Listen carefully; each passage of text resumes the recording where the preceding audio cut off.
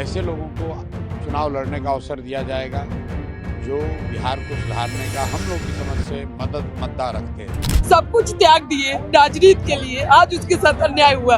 जिस समाज की जो जनसंख्या है वो उस हिसाब से उनको भागीदारी दी गई है। बिहार विधानसभा चुनाव के लिए जनसुराज ने अपने उम्मीदवारों की घोषणा कर दी है और ऐसे में पार्टी के कुछ कार्यकर्ता नाराज भी चल रहे हैं। सीट बंटवारे के बाद जनसुराज कार्यालय के बाहर हंगामा भी देखा गया था। वहीं अब इसके सफाई में प्रशांत किशोर खुद सामने आए हैं। उन्होंने अपने साफ साफ शब्दों में कहा कि सोच समझकर ही सीटों का बंटवारा किया गया है। साथ ही उन्होंने यह भी कहा कि सिर्फ नेता की पार्टी ही नहीं बल्कि उनकी लोकप्रियता, इलाके का समर्थन और विकास के कामों को देखकर टिकट बांटा गया है। वहीं उन्होंने यह भी कहा कि जिन लोगों को टिकट दिया गया है उनमें से कोई भी एमएलए नहीं है, इसलिए उन्हें टिकट दिया गया है ताकि जनता का प्यार उन्हें भरपूर मिल सके और जनता उन पर भरोसा भी कर सके। फिलहाल बिहार की राजनीति में प्रशांत किशोर की इस चाल को मास्टर प्लान कहा जा रहा है। यह फैसला बिहार की राजनीति में बदलाव की तरफ एक कदम भी माना जा रहा है, जिससे नए युवा नेताओं को मौका भी दिया गया है। बिहार में बदलाव के लिए, एक बेहतर व्यवस्था बनाने के लिए जनसुराज ने जो प्रयास आज से 3-3.5 साल पहले शुरू किया है, वो लड़ाई अब अंतिम और निर्णायक चरण में है। और जो वादा बिहार में हम लोगों ने लोगों से किया था गांव-गांव जाकर कि समाज से अपनी सारी शक्ति बुद्धि लगाकर समाज से अच्छे लोगों को, बेहतर लोगों को चुनकर निकाला जाएगा और बिना किसी जाति, धर्म, पैसे, परिवार के प्रेशर के ऐसे लोगों को चुनाव लड़ने का अवसर दिया जाएगा जो बिहार को सुधारने का हम लोग की समझ से मद्दा रखते हैं।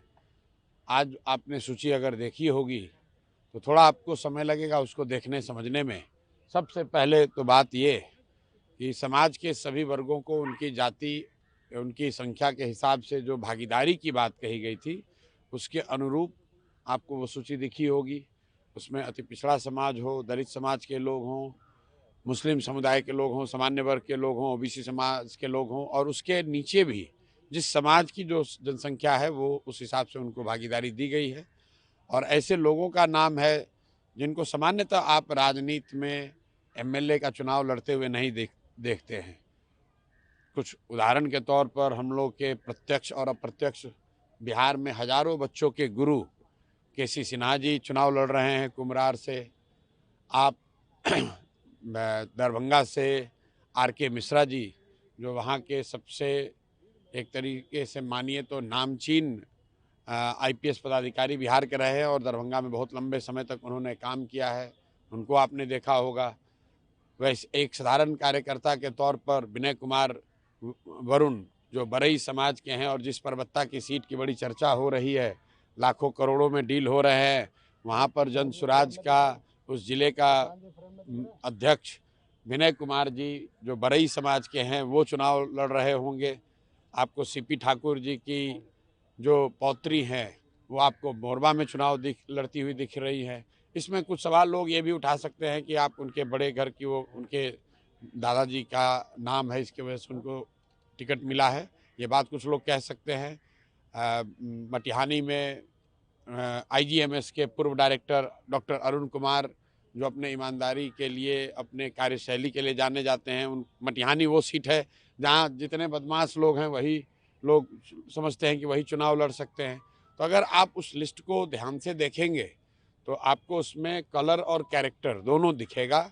उसमें उन लोगों का नाम दिखेगा जो जनसुराज के इस विचार को देखकर समझकर इस प्रयास में जुड़े हैं और उन्होंने पिछले 2-2.5 वर्षों में इस प्रयास को आगे बढ़ाने में कंधा लगाया है। सबसे बढ़ के टिकट उनको मिला है जिन्होंने पिछले 2-2.5 वर्षों में सबसे ज़्यादा जनसुराज को आगे बढ़ाने में मेहनत करी है। कुछ लोग को ये लग सकता है कि जागृति ठाकुर या डॉक्टर अरुण कुमार या छपरा से एक्स आईपीएस पदाधिकारी जेपी सिंह, ये लोग कहाँ से आ गए? ये तो यहाँ काम उस मोरबा में नहीं कर रहे थे। मोरबा में मैं जानता हूँ, हम लोग के साथी जय कुसुम जी बहुत दिनों से मेहनत कर रहे हैं, लेकिन मेहनत के अलग अलग लेवल भी हैं।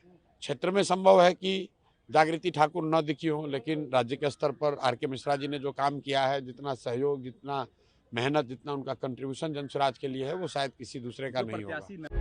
प्रभातखबर.com, विश्वास वही, रफ्तार नहीं।